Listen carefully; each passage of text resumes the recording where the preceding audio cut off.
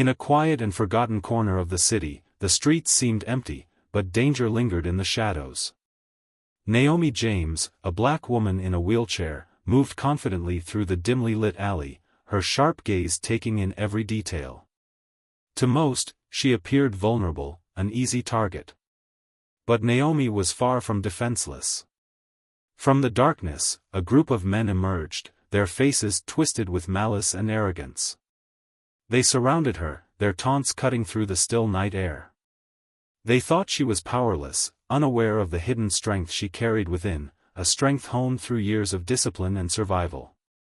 But Naomi wasn't the only one watching. From the shadows, the royal guard observed in silence, his presence imposing and his focus unwavering. The gang thought they were in control, but their arrogance would soon meet justice. They had no idea who they were dealing with, and that the night's calm would soon shatter.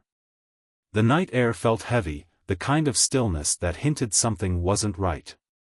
Naomi James, sitting quietly in her wheelchair, remained calm as the gang of men closed in around her. Their faces were hard and cruel, their postures oozing confidence. They had chosen her, they thought, because she looked weak. A woman alone, in a wheelchair, with no one to call for help. To them, she was an easy target. "Well, look what we have here," one of the men sneered, his voice dripping with mockery. His cruel grin exposed yellowed teeth as he stepped closer. "Out for a midnight stroll, are we?" The others laughed, their tones mocking and sharp. "Maybe she's lost," another added, circling her like a predator sizing up its prey. His lanky frame and jagged scar across his cheek gave him a menacing look. "You don't belong here," he spat, his voice laced with hatred. Naomi said nothing. Her hands rested lightly on the wheels of her chair, and her face remained composed. Inside, however, her mind worked quickly. She scanned their movements, noting the way they stood, the weapons they might be hiding, and their weaknesses. Years of training had taught her to stay calm under pressure, and she wasn't about to give them the reaction they were hoping for. "You think you're better than us, huh?" another man growled. He was stocky, with tattooed arms and a rough, unshaven face. His voice rose in anger, feeding off the gang's energy. "Rolling in here like you own the place. You don't. You'll never belong." One of the men leaned in, his voice low and taunting. "What's the matter? Cat got your tongue? Or are you too scared to say anything?" His words dripped with mock sympathy, but his eyes sparkled with malice. Still, Naomi said nothing. Her silence only seemed to provoke them further. Another man barked a harsh laugh. "Look at her. Sitting there like she's untouchable. Like that little chair makes her special." He gestured to her wheelchair with disdain. "You're not special. You're nothing." From a distance, the royal guard watched the scene unfold, his sharp eyes locked on the gang. His broad frame remained hidden in the shadows, but every muscle in his body tensed as the men grew bolder. He'd seen enough. The verbal abuse, the sneering faces, it was all too familiar. A slow burn of anger began to rise in him, but he didn't act yet. His years of discipline had taught him to wait for the right moment, to strike when it mattered most. For now, he observed, calculating every move. Back in the circle, Naomi remained still. Her calm demeanor infuriated the gang. They wanted her to cry, to beg, to plead for mercy. But instead, she gave them nothing. Her silence was a weapon in itself, one that unnerved them more than they realized. They couldn't know what she was capable of. They couldn't know that their smug confidence was about to be shattered. And in the shadows, the royal guard was ready to ensure that justice would be served. The tension in the alley grew thicker, the gang's taunts turning into threats as they stepped closer. Their confidence fueled by their numbers, they believed they were in control. One of them, the lanky man with the scar, smirked as he cracked his knuckles, signaling his intentions. "Looks like we'll have to teach her a lesson," he growled, his voice dripping with malice. Naomi's sharp eyes tracked his movements, but her face remained calm.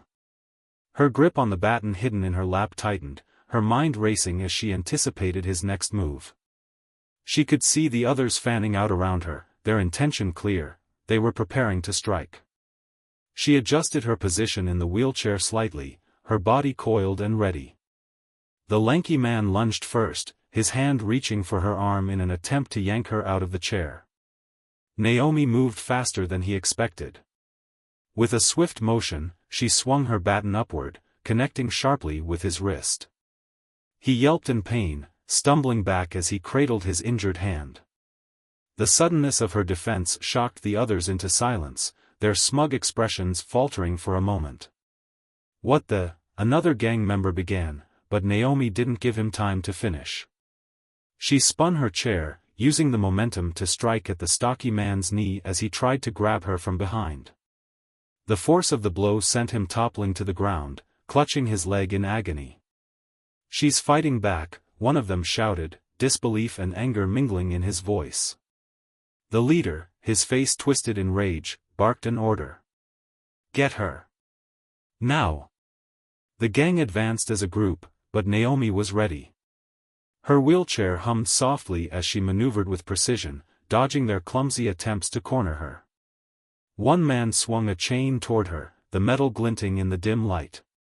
Naomi ducked, the chain whistling past her head.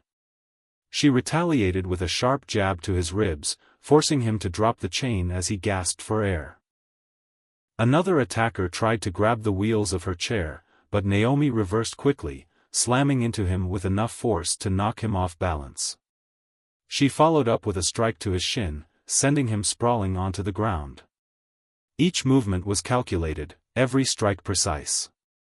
Naomi wasn't just defending herself, she was dismantling their confidence, turning their numbers against them. From the shadows, the royal guard watched the scene unfold. His sharp eyes took in every detail, the gang's escalating aggression, Naomi's incredible skill, and the chaos brewing in the alley. But when he saw the leader pull out a knife, his patience ended. With a commanding presence, the royal guard stepped into the light, his tall, imposing figure casting a long shadow across the alley. "Enough," he said, his voice low but powerful, cutting through the noise. The gang froze, their attention shifting to the newcomer. Their smug confidence evaporated as they took in the sight of the royal guard, his authoritative stance radiating strength and control. The balance of power had shifted, and the gang was about to realize they had underestimated not one, but two formidable forces. The gang's jeers and threats were silenced in an instant as a deep, commanding voice cut through the chaos. "That's enough." The words carried a weight that froze the air in the alley. The gang turned as one, their smug confidence replaced by unease as they saw a figure step into the dim light. Towering and imposing, the royal guard exuded an aura of authority. His sharp eyes scanned the scene, taking in the gang's aggression, Naomi's composed defiance, and the scattered debris that bore the marks of her defense. The leader of the gang sneered, attempting to mask his fear. "Who the hell are you supposed to be?" he spat, clutching the knife tighter. The guard didn't respond with words. Instead, his presence spoke volumes. His sharp, deliberate steps echoed against the alley walls, and the gang instinctively stepped back, their bravado faltering under the weight of his gaze. His uniform was pristine, and his posture rigid, a symbol of justice that demanded respect and fear in equal measure. "You're done here," the guard said, his voice steady but filled with authority. He pointed to the leader, who instinctively flinched. "Drop the weapon." The leader hesitated, his eyes darting between Naomi and the guard. "You don't know who you're messing with," he growled, trying to rally his gang. "We don't answer to anyone." But before he could take another step, the guard moved with lightning speed. In a blur of precise motion, he disarmed the leader with a single, well-placed strike to the wrist. The knife clattered to the ground, its metallic ring echoing in the stunned silence. The leader staggered back, clutching his arm and staring at the guard in shock. The remaining gang members, emboldened by their numbers, tried to rush the guard. It was a mistake. With practiced precision, he deflected their attacks, moving with the ease of someone who had faced far greater threats. A swing of his baton sent one man reeling to the ground. A quick grab disarmed another of his chain, followed by a firm shove that left him crumpled against a wall. The rest hesitated, realizing too late that they were no match for him. Naomi watched from her wheelchair, her sharp eyes noting the guard's efficiency. He moved with purpose, his every action a calculated response to neutralize the threat without unnecessary harm. For a brief moment, their eyes met, and an unspoken understanding passed between them. He had been watching, waiting for the right moment to intervene. One by one, the gang members were subdued, their cocky attitudes replaced by sullen compliance as they were lined up against the wall. The guard spoke into his radio, calling for backup to ensure their detention. The sound of approaching sirens added to their defeat, sealing their fate. The leader, now on his knees, glared up at the guard, his arrogance replaced by seething resentment. "You'll regret this," he hissed, but his words lacked conviction. The guard didn't reply. Instead, he turned to Naomi, his expression softening ever so slightly. "Are you all right?" he asked, his voice losing its edge. Naomi nodded, her gaze steady. "I'm fine," she replied, her tone calm. "Thanks to you." For a moment, they simply looked at each other, a quiet respect forming between them. Naomi realized that while she had defended herself valiantly, she hadn't been alone. The guard's silent vigilance had ensured that justice was served, and for that, she was grateful. As the sirens grew louder, the alley that had been a battleground moments ago felt lighter. The gang's reign of terror had ended, and order had been restored. Naomi adjusted her gloves, her resolve stronger than ever, and exchanged one last glance with the guard before the night faded into the promise of a better dawn. The cool morning breeze carried with it a sense of renewal as Naomi sat by the window of her modest apartment. The events of the previous night lingered in her mind, every moment vivid, every detail etched into her memory. The alley, the gang, the confrontation, everything had felt like a blur of danger and adrenaline. Yet, amidst the chaos, there was one constant, the Royal Guard. His decisive intervention had been the turning point, a moment when fear gave way to safety. Later that morning, a knock on her door brought Naomi back to the present. Standing there was the Royal Guard, now dressed in plain clothes, his authoritative presence softened but still undeniable. "I wanted to check in on you," he said, his voice warm yet professional. "How are you holding up?" Naomi smiled faintly, gesturing for him to come in. "I'm doing better than I thought I would," she admitted. "Thanks to you." The guard nodded, placing a folder on the table. "I brought some resources," he said, opening it to reveal information about legal aid, counseling services, and community programs. "These organizations can help with any follow-up, whether it's pressing charges or finding additional support." Naomi's eyes scanned the papers, a wave of gratitude washing over her. It wasn't just the act of saving her that mattered, it was the steps taken afterward to ensure she wouldn't feel alone in the aftermath. "You didn't have to do all this," she said, her voice tinged with emotion. "It's not just about what happens in the moment," the guard replied. "It's about what happens after. Justice isn't just about stopping something bad, it's about helping people move forward." As the day progressed, Naomi found herself reflecting deeply on the encounter. Her initial anger and fear were now tempered by a sense of clarity. She realized the power of resilience, not just her own but the resilience of those who faced injustice daily yet refused to be silenced. That night, in the face of overwhelming odds, she hadn't just survived. She had stood her ground, proving that vulnerability did not equate to weakness. "I spent so long trying to disappear, to avoid confrontation," Naomi confided to the guard before he left. "But now I feel like I need to do more. To speak up for others who might not be able to." The guard smiled, his expression one of quiet approval. "Your strength isn't just in what you did last night," he said. "It's in what you'll do moving forward. People like you make a difference." Over the following weeks, Naomi began using her story as a platform. She attended community meetings, shared her experience with local organizations, and started advocating for stronger protections against hate crimes. Her voice became a rallying cry, inspiring others to stand up and speak out.